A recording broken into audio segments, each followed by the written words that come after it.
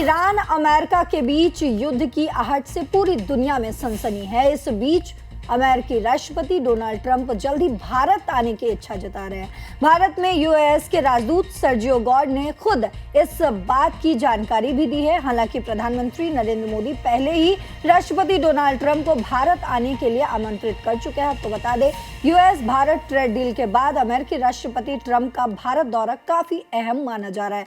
इस पर एक्सपर्ट्स का मानना है कि अमेरिका इस वक्त ईरान के साथ उलझा हुआ है। वहीं अगर ग्रीनलैंड की बात करें तो ग्रीनलैंड के मसले पर यूरोपीय संघ के देशों के साथ भी अमेरिका की तनातनी लगातार चल रही है। ऐसे में ट्रंप भारत दौरे के दौरान कुछ और बड़े व्यापारिक समझौते करके सबको चौंका सकते हैं, ये माना जा रहा है। भारत में अमेरिका के राजदूत सर्जियो गॉर्ड ने भी ये बताया कि अमेरिकी विदेश मंत्री मार्को रूबियो जल्द भारत आ सकते हैं। सर, एक तरफ हम देख रहे हैं कि अमेरिका और ईरान तनाव जो है अपने चरम पर है, वहीं हम देख रहे हैं कि अमेरिकी राष्ट्रपति डोनाल्ड ट्रंप भारत आने की इच्छा जता रहे हैं।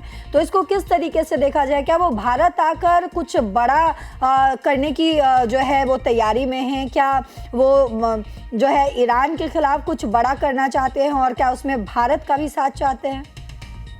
देखिए, थोड़ा सा कॉम्प्लिकेटेड है ये मामला, समझना पड़ेगा जी। ये है मामला ये कि निश्चित रूप से भारत एक बहुत महत्वपूर्ण देश के रूप में सामने आया है।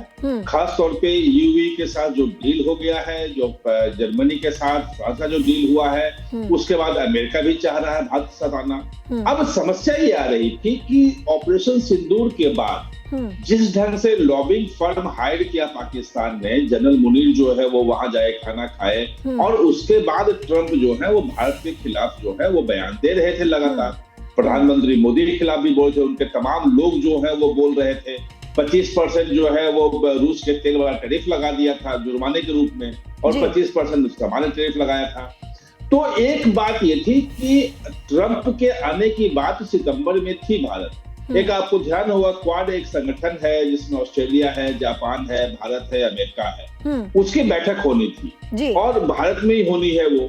अब समस्या ये हो गई कि जिस ढंग से वो पाकिस्तान की बात कर रहे थे और ये लग रहा था कि अगर ट्रंप भारत आएंगे तो भारत से आके पाकिस्तान चले जाएंगे। अगर 2000 पहले का आप देखेंगे भारत का, तो जो भी अमेरिकी राष्ट्रपति, ये तो कम आते थे, तो जब भी आते थे तो भारत और पाकिस्तान दोनों जगह आते थे। 2000 के बाद वो उसको बंद हुआ कि अगर अमेरिकी राष्ट्रपति को आना है तो वे भारत आए सीधा, और लौटे पाकिस्तान अगर आना है तो अलग से आए। ये एक समस्या लग रही थी कि कहीं वो ट्रंप जो है वो कहीं दोनों देशों को ना जोड़ ले, एक साथ कर ले, भारत और पाकिस्तान को एक तराजू पे तौल दे। ये एक बड़ा खतरा था।